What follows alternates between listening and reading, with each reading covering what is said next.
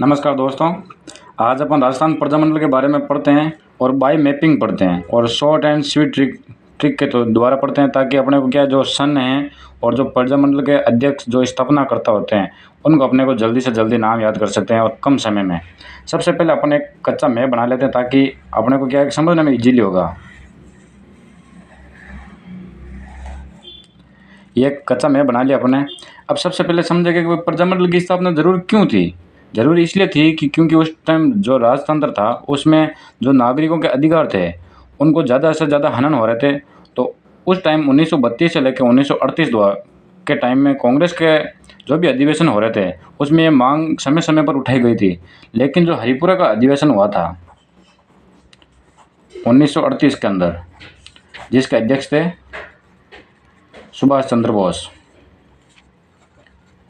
उनके नेतृत्व में ये साहब स्पष्ट जारी कर दिया गया भाई हर जो रियासत है, जो भी राजा है, उनके अधीन एक प्रजामंडल की स्थापना किया जाए ताकि नागरिकों का हनन नहीं होए। तो अब अपन पढ़ते हैं कि जो राजस्थान की रियासतें थे 19 और 2 ठिकाने थे, और उसके अंदर जो प्रजामंडल की स्थापना की गई थी उनके स्थापना सन और उनके स्थापना कार्यकर्ता और जो अध्यक्ष थे उनकी अपन बात करते हैं। तो सबसे पहले अपन एक बीचों बीच जाते हैं राजस्थान के जयपुर में। सबसे बड़ी बड़ी रियासतों के बारे में पहले अध्ययन करते हैं। जयपुर, यहाँ लिखते हैं जोधपुर, ताकि अपने को समझ में इजीली आ जाए, इसलिए पहले मैं बनाया था। बीकानेर, जैसलमेर, उदयपुर, सिरोही, डूंगरपुर, बांसवाड़ा, प्रतापगढ़, और प्रतापगढ़ के यहाँ जस्ट पास झालावाड़, कोटा, बूंदी, यहाँ शाहपुरा और किशनगढ़, और यहाँ जो 4 पूर्वी जिले हैं अलवर, भरतपुर, धौलपुर और करौली। अब देखते हैं इनकी इजी तरीके से अपन याद कैसे करते हैं। सन, सबसे पहले सन याद करते हैं अपन। देखते हैं जयपुर का सबसे पहले हुआ था 1931 के अंदर प्रजामंडल की स्थापना। फिर इस साइड चलते हैं अपन, जोधपुर आता है। जोधपुर की स्थापना हुई थी 1934 में, 3 साल बाद ही। और उसके बाद भी यहाँ अपन ऊपर की ओर जाते हैं तो बीकानेर की स्थापना हुई थी 1936 के अंदर। फिर इसी सीध में आ जाते हैं अपन, सीध में उदयपुर की ओर। तो उदयपुर की स्थापना हुई थी 1938 में, और 1934 के अंदर ही सिरोही प्रजामंडल की स्थापना हुई थी। सिरोही प्रजामंडल की स्थापना 2 टाइम में हुई थी, एक तो हुई थी 1934 में, एक हुई थी 1938-39 में। अभी उसके बताएंगे इनके कौन उस टाइम अध्यक्ष बने थे अलग अलग समय में। यहाँ जैसलमेर है तो जैसलमेर 1945 में। अब नीचे के 4 जिलों के एक साथ अपन याद करते हैं। देखो 1944, 1945, 1945 और 1946। अब जो जयपुर के सीध में बूंदी, तो बूंदी की भी स्थापना हुई थी 1931 में, और कोटा की स्थापना हुई थी 1939 के अंदर। 38 के लास्ट में हुई थी, लेकिन 39 मुख्य डेटा बताए जाते हैं जो ये हिंदी ग्रंथ अकादमी की बुक है उसके द्वारा डाटा है। और कोटा को साथ में कहते हैं हाड़ौती प्रजामंडल की स्थापना भी बोलते हैं, क्योंकि हाड़ौती प्रजामंडल की स्थापना हुई थी कोटा के अंदर। तो फिर अपन कोटा या फिर हाड़ौती दोनों एक ही नाम पढ़ सकते हैं। और हाड़ौती के नाम पढ़ते हैं तब 1934 को होती है। 1939 कोटा में इसलिए दिया जाता है क्योंकि उस टाइम हाड़ौती का पहला अध्यक्ष कोटा में बनता है, और नरेंद्रराम शर्मा जी बनते हैं अध्यक्ष 1939 में। और अब ये बचे जो 4 जिले हैं, 4 जिलों का अपन एक साथ पढ़ सकते हैं। जो 10वीं की बुक दे रखी है उनमें इन चारों जिलों का एक ही साथ बताया कि 1938 के अंदर इन प्रजामंडल की स्थापना हुई थी।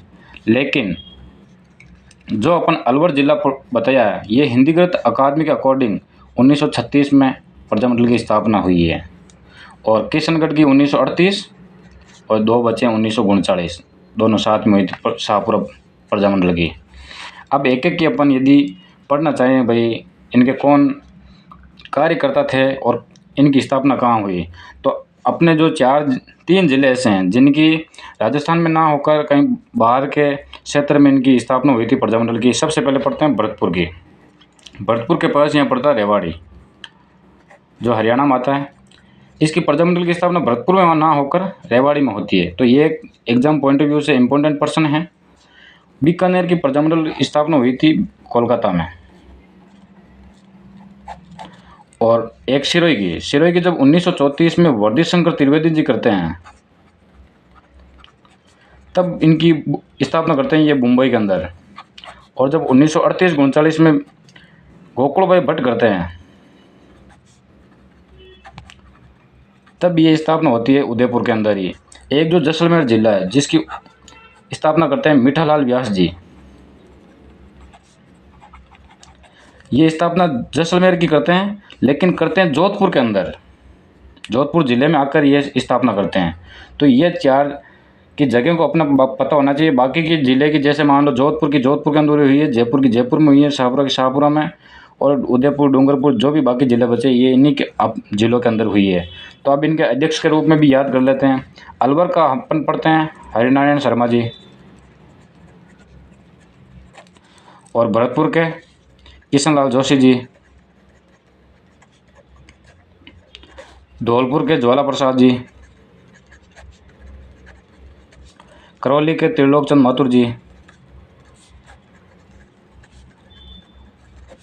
बूंदी के कांतिलाल जी,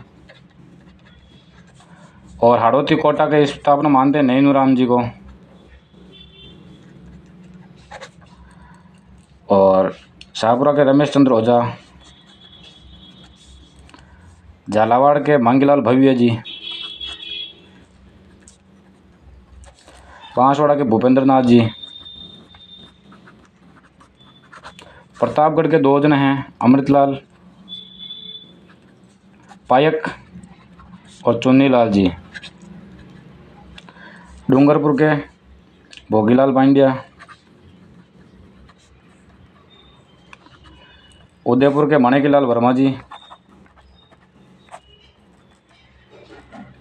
जोधपुर के जयनारायण व्यास जी, जयपुर के इसलिए लास्ट में बताइए क्योंकि जयपुर की स्थापना 2 टाइम होती है। जयपुर की मुख्य तो स्थापना 1931 में होती है, तब करते हैं कर्पूर चंद पाटनी जी, और 1938 में इसका प्रथम अध्यक्ष बनते हैं, वो बनते हैं झन्नालाल बजाज जी।